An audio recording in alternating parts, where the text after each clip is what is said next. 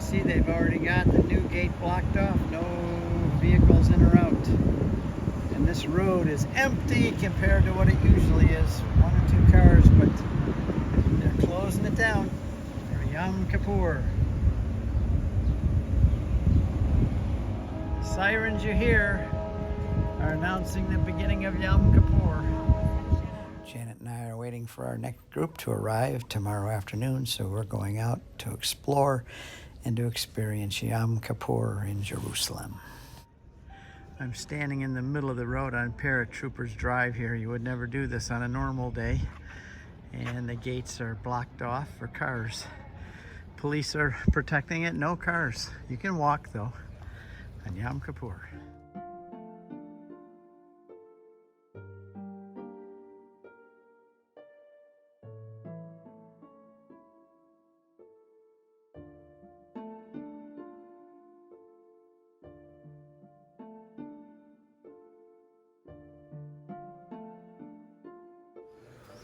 Even the streets in the old city are dead. Very quiet. Unusual, but it is a special day.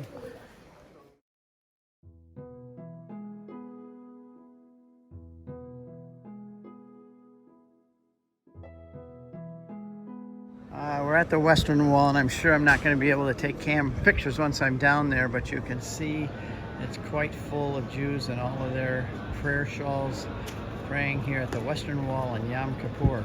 I'll do the best I can with pictures and photos, but we'll have to see.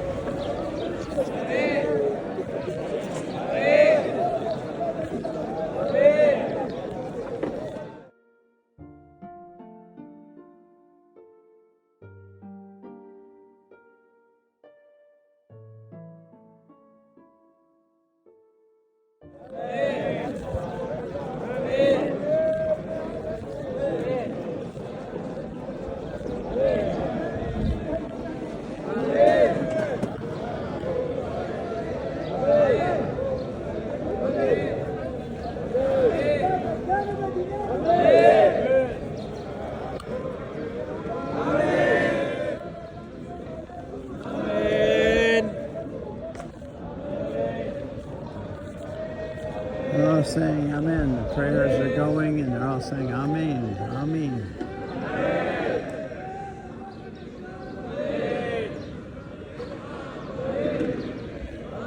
The Day of Atonement. In biblical times they would be offering a bull for the high priest and a goat for the people. And they'd sprinkle the blood of the goat and the bull on the mercy seat in the Holy of Holies. And then high priest would bring another goat and pray the sins of the people over that goat's head and send him outside the city gates to die, bearing the sins of the people. Just like Jesus was outside the city gates, bearing the sins of the people as our scapegoat.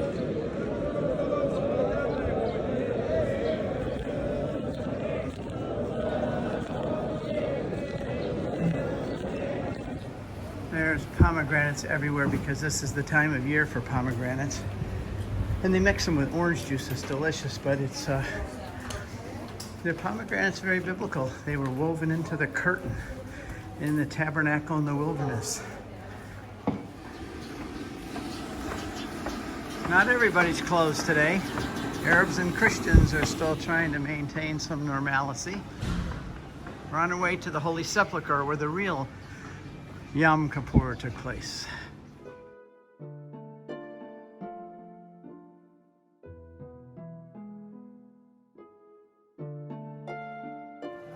I'm looking out from the entrance of the Holy Sepulchre, and right down that way is a Russian church, and underneath it shows the ancient walls of the city from the time of Christ, showing that this was outside the city walls. This was not inside the city walls at the time of Christ, it was outside. So I'm going to show you where the real Yom Kippur took place, outside the city walls. So this is the top of Calvary. Nobody here now. Nice. This is where Jesus was crucified, and whoever built this church understood, because look at that. There's Abraham offering his son Isaac on the altar, and outside the city walls was a goat that took the sins of a ram that took the sins of Abraham and Isaac are a type of God the Father and his son Jesus, who were offered on the same spot 2,000 years apart. This is where Mary felt the sword that would pierce her soul also. And here is the top of Calvary. And right under that, I'll show you a picture. You reach down and touch under the rock and altar. You touched it 2,000 years ago. Your hands would come up sticky with his blood.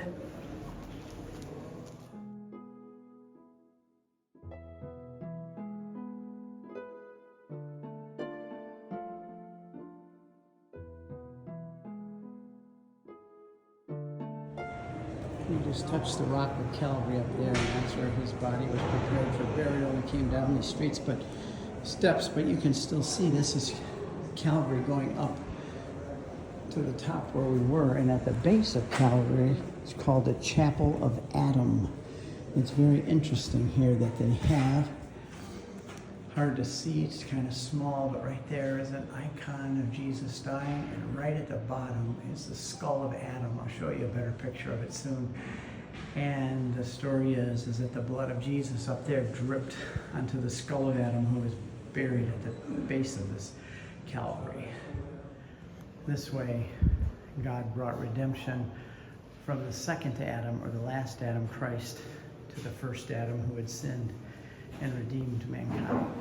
Here in the Church of the Holy Sepulchre is the image of Jesus on the cross, and his blood had dripped down onto the skull of the first Adam, therefore bringing redemption and atonement to all of mankind before he was prepared for burial right here on this rock.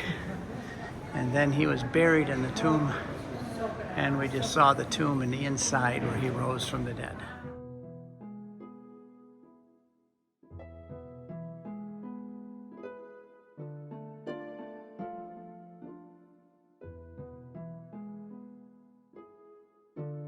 And the eternal high priest, after he was crucified and died outside the city gates for our atonement, was placed in a tomb here and rose again. Well, that's the real atonement right here. Here we're passing by a Greek Orthodox priest. The streets are empty and it's very hot, so we stopped at our friend Fadi's shop and had a beer and a Coke to cool off and then head back to the hotel. Well, here we are almost back to the Notre Dame, and look at the street. Nobody. This is very unusual. One day a year. You can not even look both ways. Don't have to worry about the lights.